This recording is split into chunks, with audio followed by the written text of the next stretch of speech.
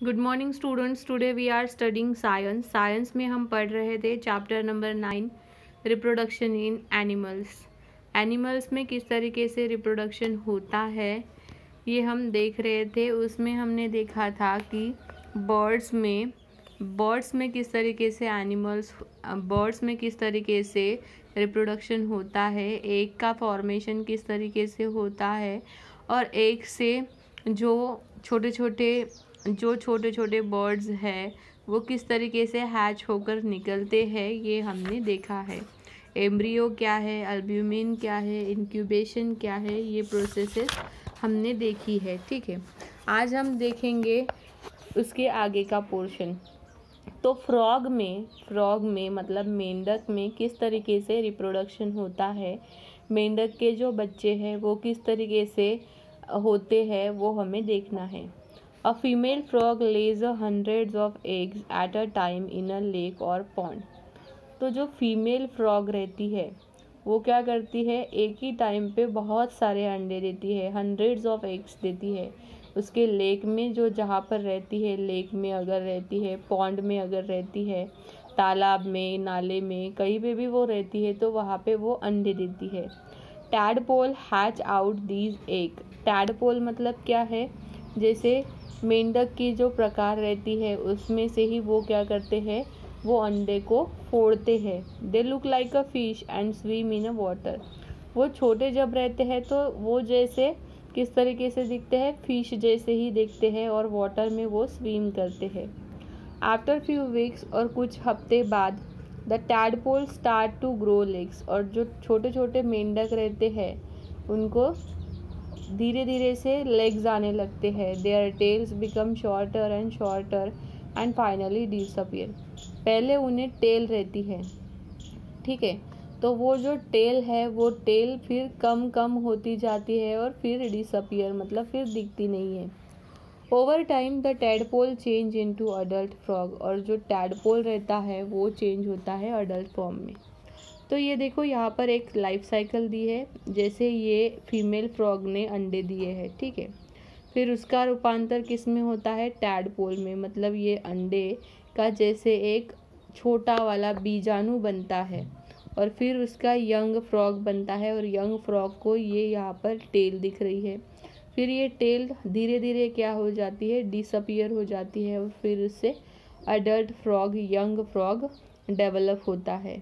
और जो प्रोसेस रहती है by which animal like a frog through the several stages become an adult, ये जो प्रोसेसेस होती है और ये प्रोसेसेस से जो एक एडल्ट फ्रॉग बनता है उसे हम कहते हैं मेटामॉर्फोसिस। मेटामॉर्फोसिस मतलब उनका काया पालट हो जाना।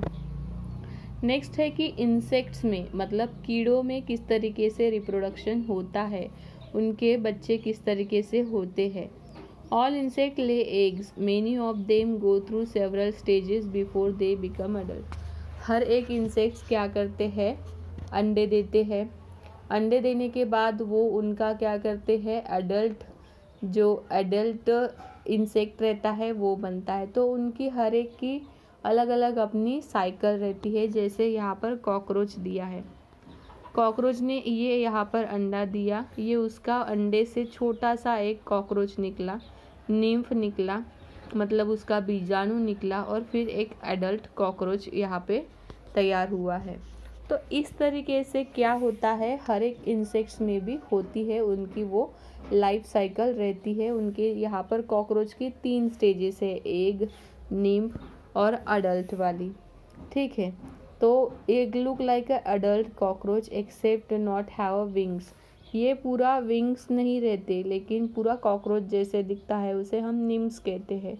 It shed its skin several times and changes into an adult. Shedding of a old skin called moulting. Shedding of a old skin मतलब उसकी जो पहले उसकी ऊपर जो स्किन आई रहती है, कवच, वो उसे निकाल लेता है और उसे दूसरी स्किन वहाँ पर जब डेवलप होती है तब पुरानी स्किन वो छोड़ देता है, उसे हम कहते हैं moulting, shedding of a old skin. Grasshopper, locust, termites, ये जैसे है वो सब में यही 3 स्टेजेस हमें दिखाई देते हैं।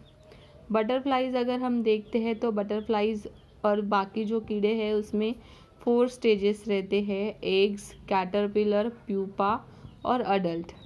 फीमेल बटरफ्लाई क्या करती है, ग्रुप्स में अंडे देती है, often under side of a leaf.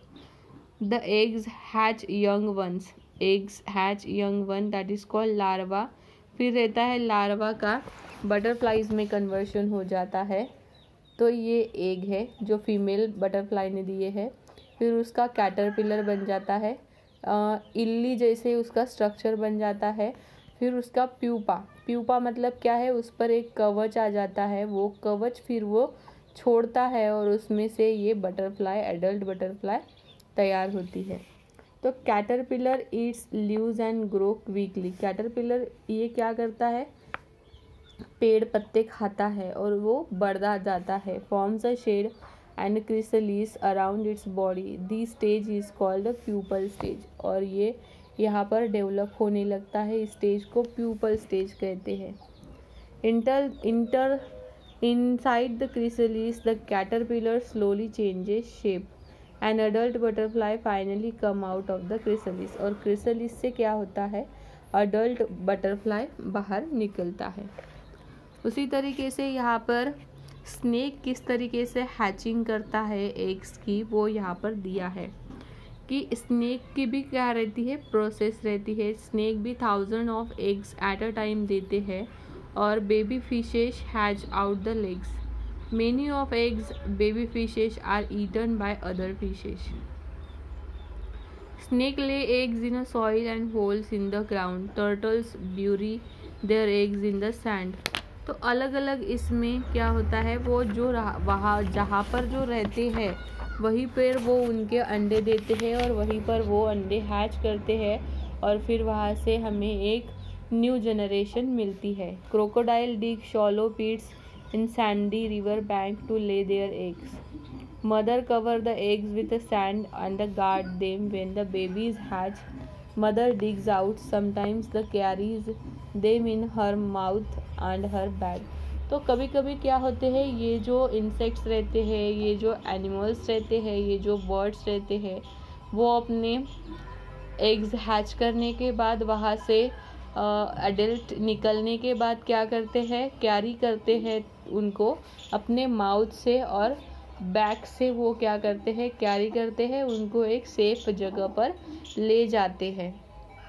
ठीक है स्टूडेंट्स, तो यहाँ तक हमने देखा कि किस तरीके से बर्ड्स में, एनिमल्स में, इंसेक्ट्स में किस तरीके से रिप्रोडक्शन होता है।